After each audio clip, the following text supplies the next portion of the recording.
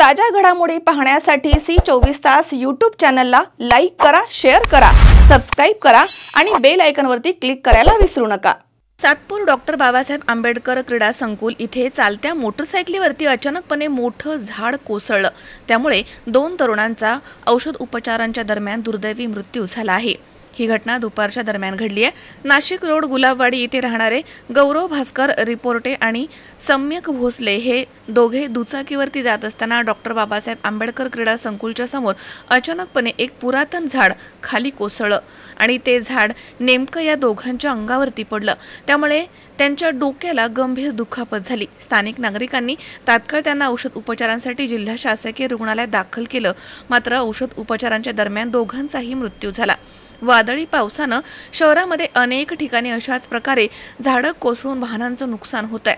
दरम्यान आता 2 तरुणांना आपला जीव देखील गमवावा लागलाय। मनपा उद्यान विभागाच्या अधिकाऱ्यांनी रहदारीच्या रस्त्यावरील पुरातन झाडं आणि रस्त्यावरील धोकादायक झाडाच्या फांद्या कापून रस्त्यावरील रहदारी सुरक्षित करावी अशी मागणी आता जोर धरू लागली आहे। किरण आहेर, C24 तास, नाशिक।